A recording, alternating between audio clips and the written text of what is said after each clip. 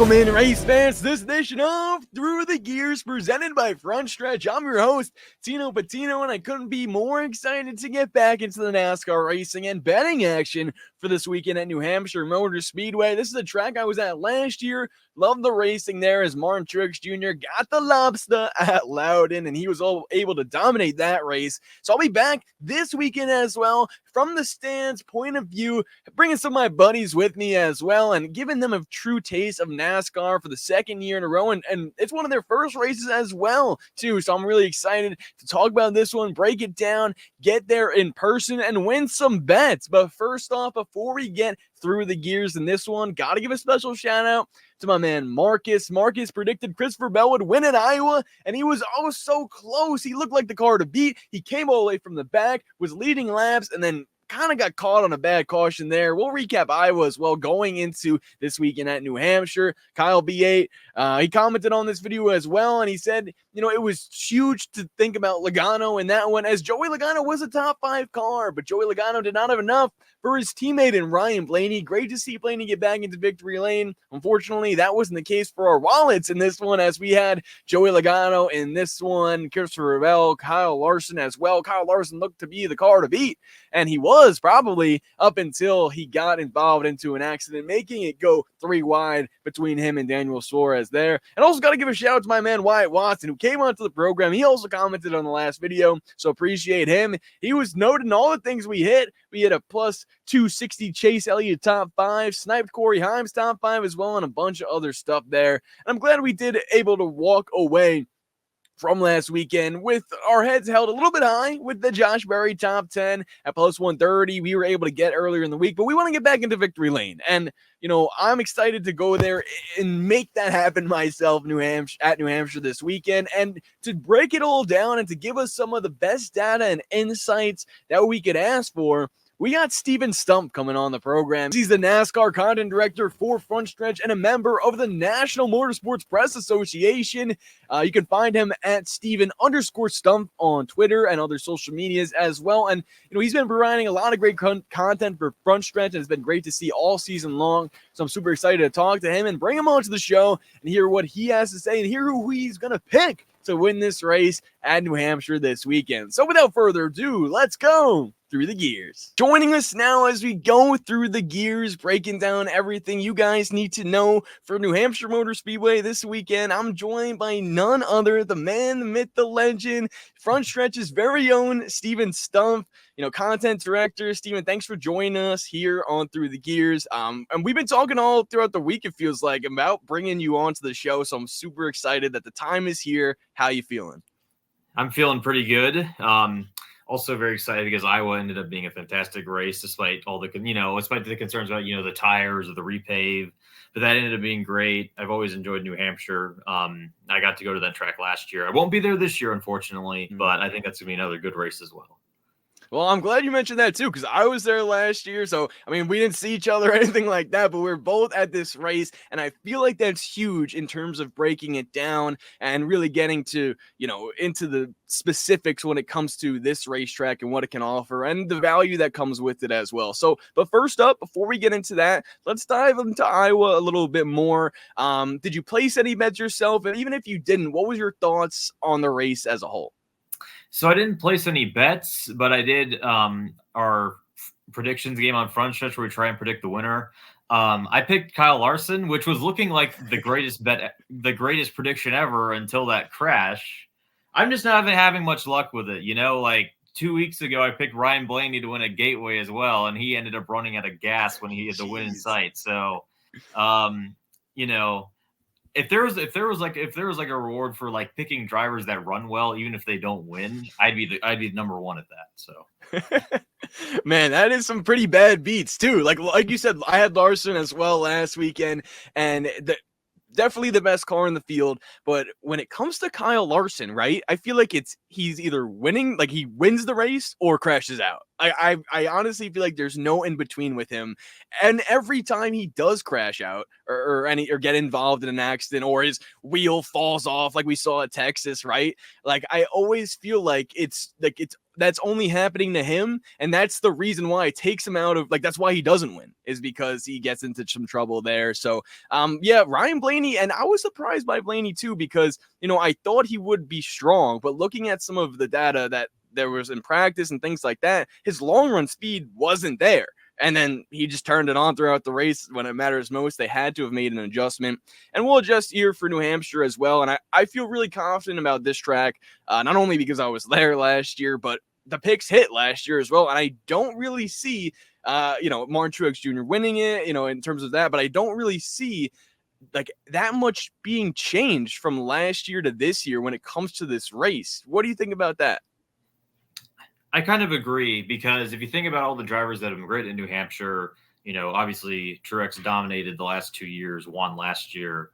Bell's been up there. And I think all the drivers that are really going to do well are mainly going to be between Toyota and Ford. And Toyota has obviously been very hot, but also Ford, has really really ramped it up recently. They've won 3 of the last 5 races, and then they've also won the All-Star race on top of that, despite the slow start. So, I think it's mainly going to be a battle between those manufacturers. What do you think? No, I definitely agree. And I'm glad you're mentioning Ford, because that manufacturer gets me excited, especially in the second half of the regular season that, like we've seen. You hit the nail on the head, right? It seemed like with Buescher coming in the second and the closest finish in NASCAR history at Kansas, I feel like that really sparked Ford's performance. Then Brad Keselowski wins at Darlington. You mentioned Joey Logano at the All-Star race. We see Gateway. We see Iowa, right? Like Ford's really been turning it on here. And I'm glad that you said that too, because when we look at the primary comp tracks to New Hampshire, Phoenix is on that list, Gateway, Richmond, Iowa, and if we want to look at some secondary in terms of the flatter, we can see Martinsville and North Wilkesboro as well. So I say that, and I think that's important because one driver stands out in my mind, and we can get into like the odds and everything in the next segment, but it's Joey Logano. I feel like Joey Logano to me pops off that list. Ryan Blaney as well could be another driver. Brad Keselowski, RFK, they've been strong.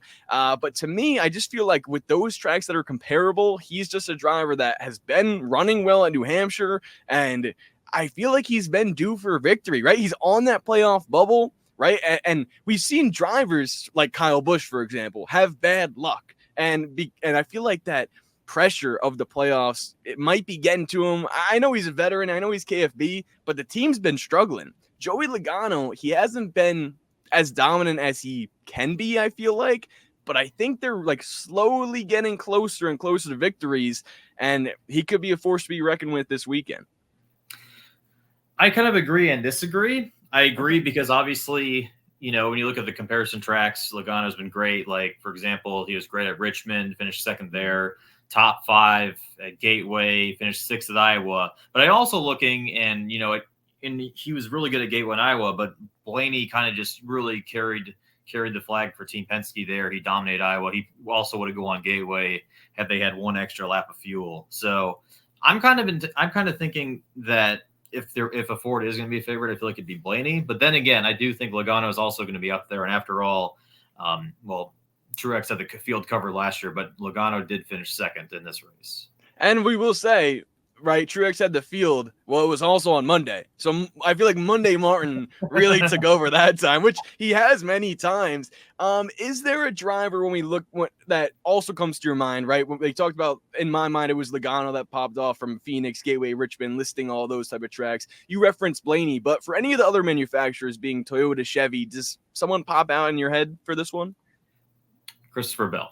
Couple of reasons why. Well, number one, and I'm sure we'll get into this later because, he's won at New Hampshire in all 3 series, and he's undefeated in his Xfinity Series starts at the track. He's won 3 times, 3 races.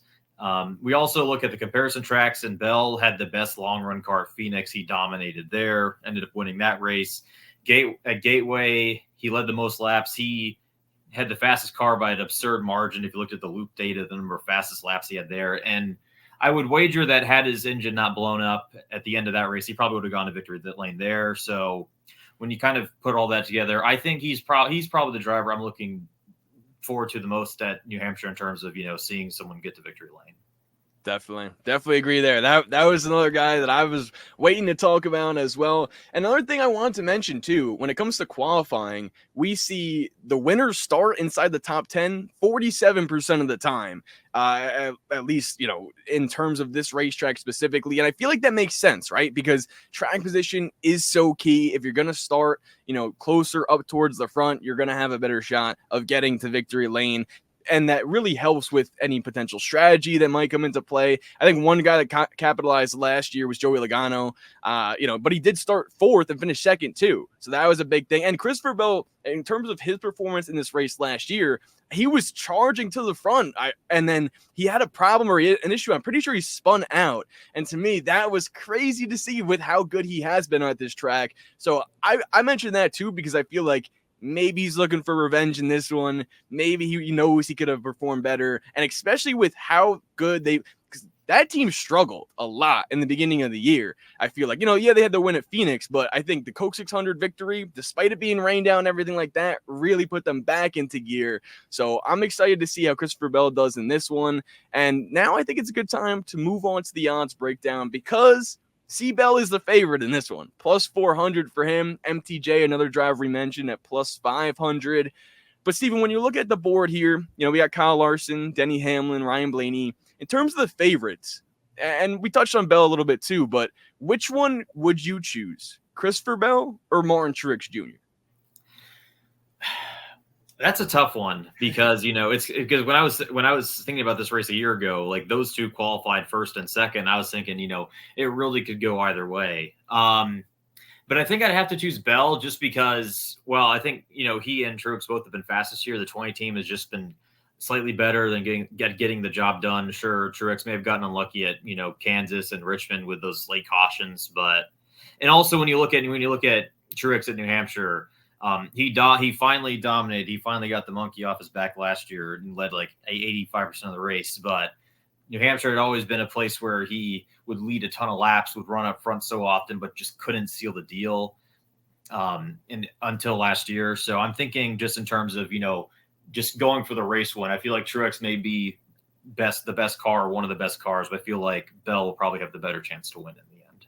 Okay, yeah, and I think another thing that contributes to that, correct me if I'm wrong, would be the pit crews as well. I feel like Bell's always consistent up there, and maybe they have some issues from time to time, but it seems when Truex is on pit road, they don't gain any spots, or in fact, they lose spots most of the time. I feel like that standpoint, especially in Joe Gibbs Racing, right? I mean, Ty Gibbs always has a fast crew. I feel like Denny, maybe he's been struggling as of late, but he has a really complete team. And so if Truex, like you said, if Truex is going to beat Bell, he's going to need a complete day, and they're going to need everyone to really pull their weight in this one. But moving down the board a little bit too, some drivers that really present value in this one. And now maybe it makes sense because Hendrick Motorsports hasn't won here since 2016, but Chase Elliott plus 1,100 and William Byron at plus 1,200. That to me is screaming value for two Hendrick. I mean, last week, Chase Elliott was plus 1,800 and he looked like later in that, late stage of that race, he could potentially catch up. It was him and William Byron chasing down Ryan Blaney. So those two drivers here, again, presenting value to us. What are your thoughts on those two Hendrick drivers? I don't know if I put them to win, but I do think I would definitely put them at least for top 5 or top 3. Well, especially, I mean, Larson's also up there. His odds are better, but because he also did finish third last year, I believe. But in terms of winning the race, I don't know if I would, do it for that, because I think you said 2016, but actually I think the last time Hendrick won in New Hampshire, I think was actually 2012 with Casey Kane. So, oh wow. So New Hampshire is one of Hendrick's, longest. I think it's their longest drought on the schedule in terms of tracks they haven't won at, or when their last win came at. Darlington was up there until Byron won last year, but they haven't had dominant cars there, but they have managed to crank out good finishes. If you remember, Chase Elliott finished second to Christopher Bell in 2022, and in kind of a late race battle there. So again, I don't know if I pull the trigger on them, betting them to win, but I do think it's definitely a good idea to bet them for top 10 or top 5, especially with how consistent Chase Elliott's been. He's the only driver to finish top 20 in every race this season, and he's now the points leader. Yeah, and that's big for Chase as well. And you are right about that stat. What I had confused it with was they haven't won the pole since 2016. So this streak is even longer than I had thought. 2012 is wild, especially for Team Hendrick. But I feel like another sort of, prep we could do here or strategies to think of when it comes to betting on this race is how good the Toyota drivers have been this season, or at least on the short tracks or the tracks comparable, like Phoenix. They were lights out, and I feel like with this new Toyota body, it was super dominant in the beginning of the year. Now I think Ford is kind of caught up, and Chevy's been sort of the same all throughout, consistency wise. What are your thoughts in terms of the type of manufacturer that could be the best in terms of outright performance this weekend? I kind of alluded to the beginning, but I do think it's mainly going to be Toyota and Ford. I think while Chevy is kind of the same, Larson's always fast. I think unless Larson ends up, kind of like setting up with the best car, I do think he's an outside shot. But I think really that's the only chance of Chevrolet kind of leading the field there. Mm-hmm. Again, I think I'm still a favorite for Toyota just because of how good everyone at JGR is there. Ty Gibbs didn't win the Xfinity race there, but he had some pretty dominant runs in the Xfinity car while he was there. Denny Hamlin, I believe, has won at New Hampshire 3 times. Truex has dominated as of late. Bell won 2 years ago. They're all up there. And then if you look, and then he also, again, Logano's won there, I believe, twice. And so I just think, again, I think it's just going to be a battle between Toyota and Ford. I think they have, at least these types of tracks, I think they have all the momentum. Definitely. I could agree with you there.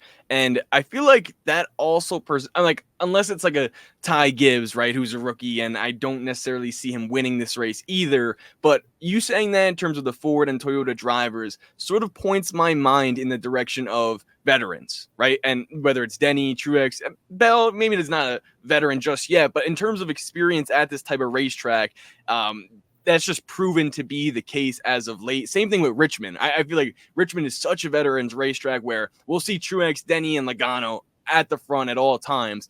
But the point I'm trying to make here is, could we see an upset winner at this track? And first, I'll ask you that. I want to get your thoughts, and then I'll present some drivers that have the higher upset type of value in this one. I think it is a long shot upset.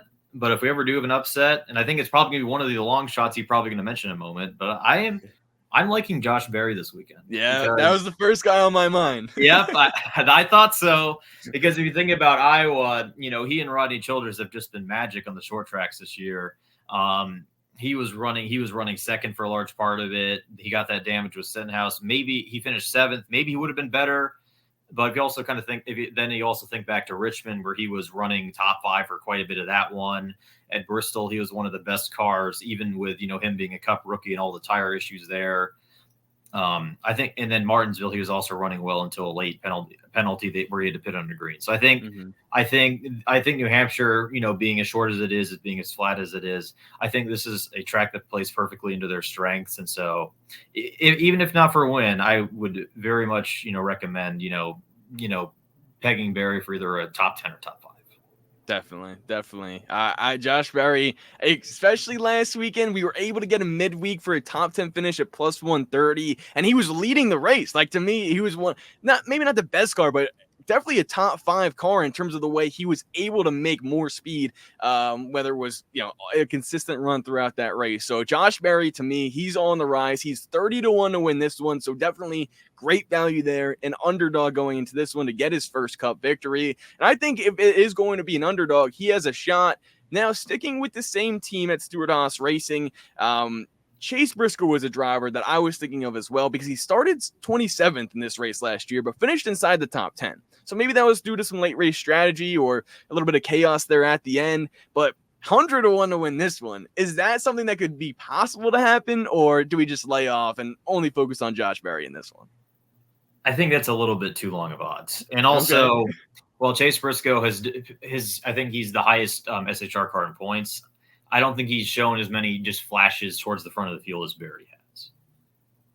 No, I definitely agree. And I also think that it's been, to me, Josh Berry's been consistent on speed in terms of like flashes, like you mentioned, to the front. Like we saw him leading at Richmond, Bristol occasionally, and then this past weekend at Iowa. But Noah Gragson as well. I honestly think like if we're gonna rank them, it might be Josh Berry, Noah Gragson, Chase Briscoe, and then Priest in terms of just speed I've seen thus far this season. Would you agree with that? Just sticking with the Stewart Haas guys real quick. I think it's a little bit hard to quantify just because, Berry is great at certain types of tracks, but he's a little bit behind the pack in others. Briscoe's been very consistent. Gregson was like very good at the start of the season, but I'm not sure if it's, just bad luck or so on, but I've not really seen him as much in the front of the field, the front half of the field in the last couple of weeks as I have in the past. So I'm not sure if that's, if the 10 team has kind of missed something they had at the start of the year, or if it's, all the team closing down and things starting to kind of boil over that way. But I think I think Gregson's gone a little bit cold for me to, put him over Berry or Briscoe at the moment. Okay. Now, one driver, you mentioned him being cold, as in Gragson. I think the coldest driver in the field might be Kyle Busch. And we talked about him in the beginning a little bit there, but he's 30-1 to win this run. And to me, something that I've said consistently, on this show is the fact that is great value for a driver of Kyle Busch's caliber. But based on how the teams race this season, inconsistency and everything in between, I can't bet on him until he wins a race.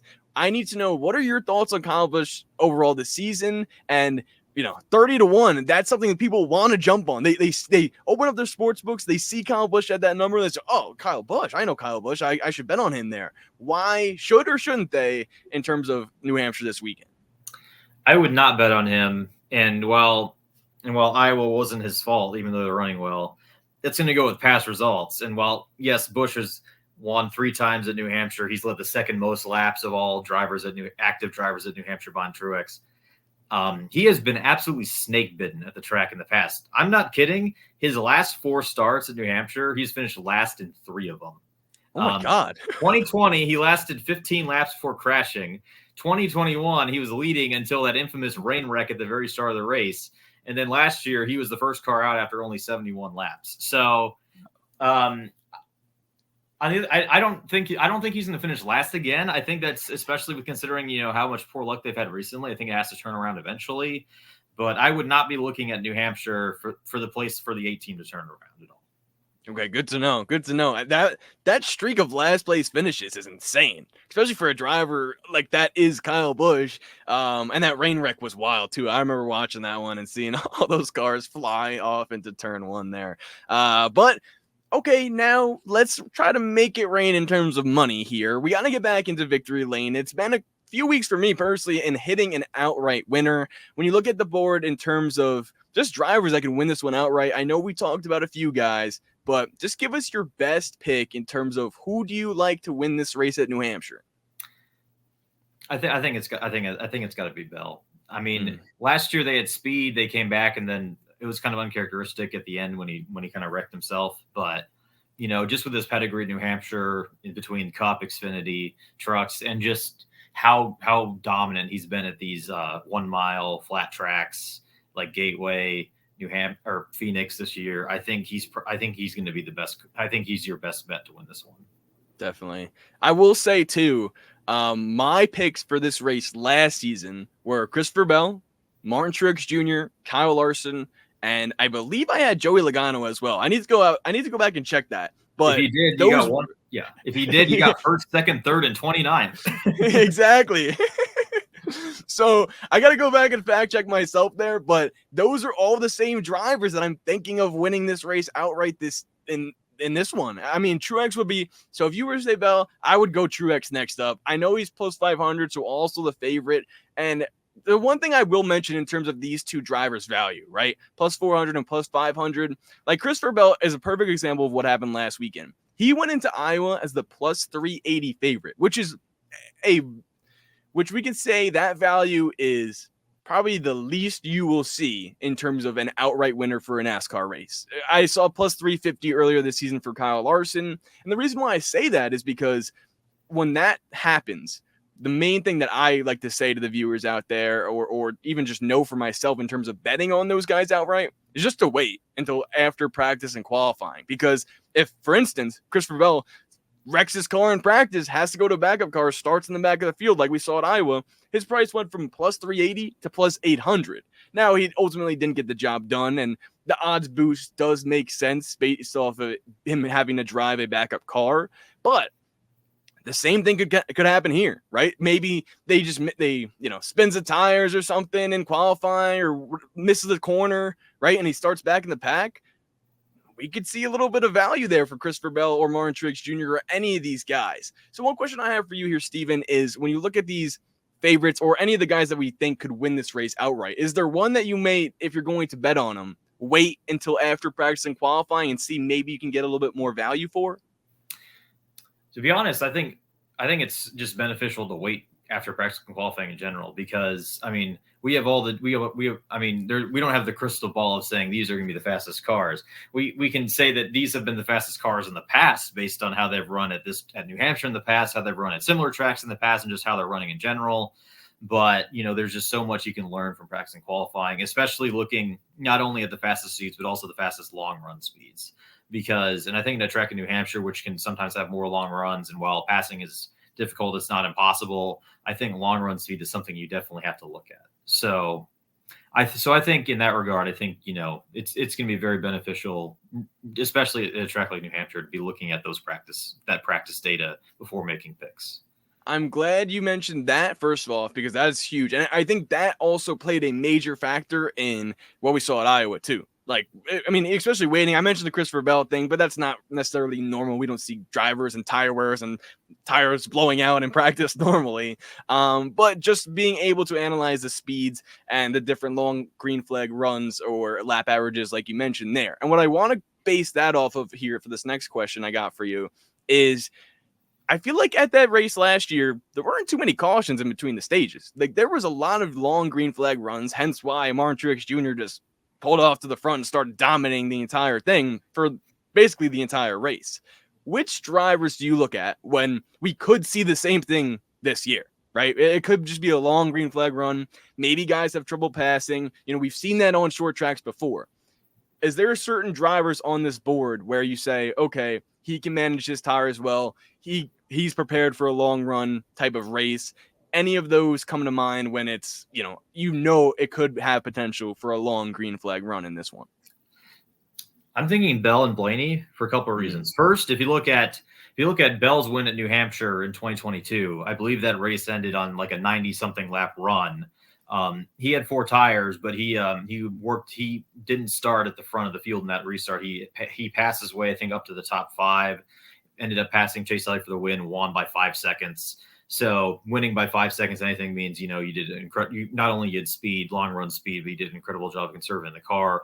Likewise, Phoenix this year ended, I think, on like a 90 lap run as well. And even though he didn't even start close to the front for the final restart, Bell gapped the field by 5 seconds there as well. And then you also think back to Iowa last week, which ended, I believe, on an 84 lap run. And Blaney, despite having, William Byron and Chase Elliott being, on fresher tires than him, he held them off for a good 80 laps, despite having that tire disadvantage. So I think those are the drivers, and along with Truex, since, he's always one that dominates races, takes over those long runs. I think if we see long runs, I think the long runs would play into those 3 drivers' hands more than anyone else. Definitely. No, I'm glad you mentioned that too, especially with Blaney having not as fresher tire. Like, it was 2 against 4 with Elliott and Byron chasing him down at the end. And I honestly thought they were going to catch him because they had 2 more tires. Like, they had 4 tires compared to the 2 there. And one thing that made me think of was Joey Logano at Martinsville earlier this year, right? Remember when he had 2 tires? I believe it was in stage 2, and he just stayed in the lead, and everyone was like, wow, I'm surprised Joey Logano hasn't come to pit yet. And he was just continuously maybe not like going forward or making more ground rather, but he was just maintaining the lead. And with how hard it is to pass at certain racetracks, those 2 tires proved to be as, significant for him because he was able to manage his tire wear and everything like that. than 4 tires. And I think we could see something like that in this one, where maybe he takes some strategy, maybe like a Blaney, like you said as well. If they need track position, if a driver's getting 2 tires, I think they might have a better shot than normal based on what we've seen this season. Would you agree with that? Not completely. First of all, you mentioned Martinsville. I think Martinsville is like a whole different world of having difficulty to pass. Like in that race, Logano was, by the end of the stage, or by the time he got past, there was like 7-8 cars like lined up right behind him, and I think it was like Austin Dillon 33rd that he couldn't get around. So I think Martinsville is just far more difficult to pass. I think New Hampshire, for it being a flat track, I do think there actually is. I think tire wear does matter much more. So, like, if you think back to that 2022 race, and again, I know this is 2 years ago, but Harvick and Truex dominated the first 2 stages, but they lost the race and finished 4th and 5th because they took 0 tires or 2 tires in the final pit stop instead of 4. And Bell, Elliott, they all took 4 and they drove to the front. So I think it depends. I think if it's a long run race, I think 4 tires is going to be the biggest advantage. But if it's a bunch of short runs, then I do think 2 or no tires could in fact work better. Awesome. That's important to know when it comes to the tire wear, because we just were able to break down who, and I appreciate the analysis and insight there, because now we know who can preserve their stuff the best and which type of tires or strategy is going to outperform the others at New Hampshire this weekend. To me, I'll reference him again. I think Joey Logano also has a great shot at plus 850. I think that value goes down for him. Like you said, we don't have the crystal ball. We can't really necessarily know which cars are going to be fast 100%, but based off of his, starting position here inside the top 5 last year, I think Joey Logano gets a good qualifying run, and that plus 850 number, I can see that one going down in this one, maybe not cut in half, but maybe brought down to a 6-1 or 7-1.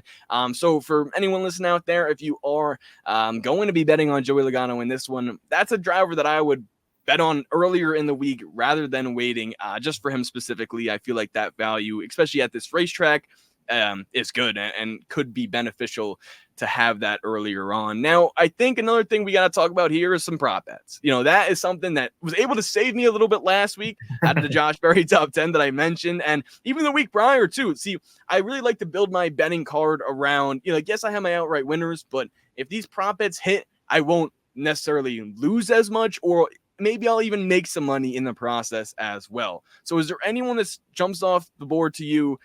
They could be the favorite, it could be a Bell for a top 3 or something like that for a top 5. What sort of prop bets have you thought of heading into this one? I'm thinking the prop bets I kind of thought about the most were kind of the top 10s. Like, who are the dark horses to get a top 10s, have those great runs you wouldn't necessarily expect. Obviously, I think Barry is the dark horse to get the top 5 or even the top 3. But I'm looking at top 10. I think the main guy I'm thinking about right now is Justin Haley, because because I unfortunately I can't pull off his stats at New Hampshire off the top of my head, but in the Rick Ware Racing car, he has had 3 top 13 finishes in the last 5 races. That team is only trending up. They've had also 2 9th places in that span. They finished 9th, they finished 9th at Darlington of all places. So I think, just with how they're running in recent weeks, I think they are very much going to be, a contender, at least in the top 15, if not the top 10. And to that point about, the tracks that are similar, I believe that other 9th place finish came at Gateway, which would be very similar to New Hampshire. I love Justin Haley this season. He's outperforming every week. Like you mentioned, Rick Ware Racing, you would have never thought, at least I would have never thought to ever be talking about them necessarily in a positive way, saying that they didn't finish last again or something like that. And then to be betting on him, I remember like you mentioned, with him being able to pull off good, strong runs like that, it comes with value, right? I remember one week he got a top 10. He was 18-1 to do so. This weekend he's plus 500, and I have his results here for New Hampshire. I pulled them up. So he has a 28th place finish. That was his first start for Spire Motorsports. Then in 2022, a 20th place finish for Colleague, and then a 17th place finish for Colleague last year. And to me, that's not bad. Like, for where the type of car Colleague has, and especially if we're looking for him to get a top 10 finish in this race this season based off the momentum he has, I think you hit the nail on the head. I think that is a great pick, plus 500 for Justin Haley, because yeah, maybe he hasn't got a top 10 yet, but with the type of car he's been running in the past, those are some good finishes. Yeah. Another prop bet I think is a favorite is Bubba Wallace, top 5. So if you look at his stats, he finished 3rd in New Hampshire in 2022, and he finished 8th last year. I know the team has kind of been struggling in recent weeks, but both those New Hampshire races, especially 2022, they were among the fastest cars in the field. And especially considering how good if Toyota is good, then he'll be good there as well. And if you're of the superstitious type, he hadn't had any top 10s in New Hampshire until 2022, and that was the first time he ran the DraftKings car. He ran the DraftKings car last year and also got a top 10, and he's also running the DraftKings car this weekend as well. And we're talking about DraftKings and odds too. I love it. I think that is a huge play. Bubba Wallace as well. I think that's important to note. Like, they have been struggling, but I feel like this could be their breakout. Like, I feel like, okay, they could stop it here and they have the opportunity to really capitalize on this racetrack because he's been running well here in the past. And at Richmond, that was another track that we've seen him sort of had speed, maybe not so much this year, but I remember last season he was leading laps at that track as well, so maybe they can sort of pull some data there and comparable as that track is to this one. Josh Berry, you've mentioned as well, but I'll just want to say his odds here, plus 110 for a top 10. Last weekend we saw plus money for Josh Berry to get a top 10, and it was hammered. This weekend, it needs to be the same. Guys, to have this early on in the week, plus money for Josh Berry top 10, I mean, we're talking about him potentially get a top 5, a top 3, underdog to win. So that's why I got to allude to that one there, because I feel like Josh Berry can get a top 10. He will get a top 10 in this one. And I just feel like New Hampshire is a perfect place for him to continue. I think they have momentum based off what happened in Iowa, and they're just going to continue to run well. And now if we get into some top 5s here, I will say the first 4 favorites right now are all, in the minus. And we don't really like to go for plus money, because especially when it comes to NASCAR racing, anything can happen. Like, I'm not going to be betting on Denny Hamlin minus 120 for a top 5 finish, because I mean, it's just not like he finished 7th in this race last year. And yes, it's Denny Hamlin, but if I'm going, like, I'd only necessarily parlay that or put that with something else just to increase the odds. But the first driver I would be touching would be Joey Logano at plus 110. I feel like that is to have that plus money for a driver that ran second here, who won at North Wilkesboro, who, showed a little bit of speed at Barnesville, like we mentioned, who finished second at Richmond, right? Joey Logano for a top 5. Why wouldn't you bet that? Yeah, indeed. Is there any other prop bets you're thinking of in terms of top 5s, top 3s, or head-to-heads, or anything else you may have for us here? I think that's about it. But since you mentioned head-to-heads, I think we're all aware of the in-season tournament we're going to have next year, and I imagine everyone, at least in the betting world, has been following Denny Hamlin's bracket challenge, and those again are so hard to predict because who had Noah Gregson beating Ryan Blaney when Blaney ran out of fuel in the last lap at Gateway, or who had the number 1 seed of Hamlin, just bowing out in the second round of the entire tournament when he blew an engine on lap 2. So, I mean, there are plenty of bets I could give for head to head, but again, there's just so much, other circumstances that happen that, it's sometimes difficult to predict, especially if, especially if you get a race that ends up being, a lot of attrition, whether it be crashes or mechanical failure. I'm glad you mentioned this, because this is to get to the championship. So Denny Hamlin bracket challenge. Who do you think makes it out of those two? Because I think I have my predictions going into this race, but like you said, like, we've seen so much chaos already. I feel like those are the drivers that we necessarily wouldn't have thought of. Joey Logano and Chase Elliott I could see, but Joey was struggling earlier on this year. Now he's kind of picked things up as of late. Who makes it to the championship of the Denny Hamlin bracket challenge? I think, okay, so of those 4, and I'm just thinking about this on the fly, I think it's going to be Logano versus Reddick for the title. I think Logano, Chase has been running great, and New Hampshire is a decent track for him, but I think just with how good Penske's looked at these types of tracks recently, I think Logano's going to have much more speed, and I think he'll ultimately get the nod over Elliott. And then Reddick, the thing with Ross is just Trackhouse. They've had a couple of decent races, but Trackhouse just does not have the speed they showed a lot of the time last year. Ross has been very consistent, finishing kind of around like 8th to 12th place kind of the last several weeks. But I think Reddick, especially with how good Toyota is, I think he'll have more speed, and I think again he'll also get the better finish. So I think it's going to be Reddick versus Logano at Nashville. Yeah, I could see that. And then, I mean, to me, straight just without even thinking, oh, now I'm thinking about it. I think I gotta see. I was gonna say Joey Logano could win that, but Tyler Reddick has been like sneaky strong when it comes to these shorter tracks, or even, I mean, Nashville's more of a faster one too. And I feel like he was a top 5 car last year. Maybe I'm just completely off at Nashville. So who would be the champion there out of them two? I'd probably go with Reddick, because you are right. He was a top 5 car there, especially early. I don't remember off the top of my head, but I know they had an issue and he finished 30th. But had he not had that issue, he would have been right up there, probably competing for the win as well.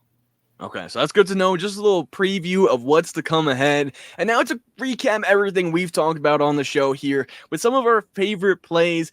Steven, for this segment here, I like to keep it loose. I like to keep it fun. I just like to share 1 or 2 plays that we've talked about on the show, or maybe if you have something that you didn't mention yet, now is the time to do so. For me, my favorite play to win outright probably would be Joey Logano plus 850. Now, this was a driver I talked about last week as well that had the similar value, and I just feel like this is something where we've seen Martin Truex Jr. in this same sort of territory, and to present Joey Logano with this value at this track early on in the week, I think, to me, to win outright, he might be my favorite play to do so. What about you?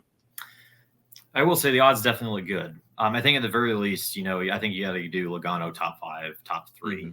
Mm-hmm. I still think Bell's good. I think my favorite for the outright, just because of how good he's been at these tracks. But then I think also, again, as we mentioned, I think very top 5, Bubba Wallace top 5, top 10. I think, and then I think even Haley top 10. I think those are going to be my favorites for this weekend. Nice, yeah, Haley. I'm big Haley guy. Just basically, like I really respect drivers that are able to get the most out of their cars and really outperform in times like he's been doing this season. So tip of the hat to Justin Haley. Could get a top 10 in this one. That would be awesome. Another driver too. If we're talking top 10s and favorite plays, Josh Berry, of course. I could just see him doing it once again, and maybe like, with how he performed last week in Iowa, maybe it's a top 10, but that top 10 was a no sweater. Like, he was leading laps, definitely a top 5 car, finished inside the top 10, and it was a happy day. I didn't even have to think about that bet. I could see that potentially happening here at New Hampshire as well.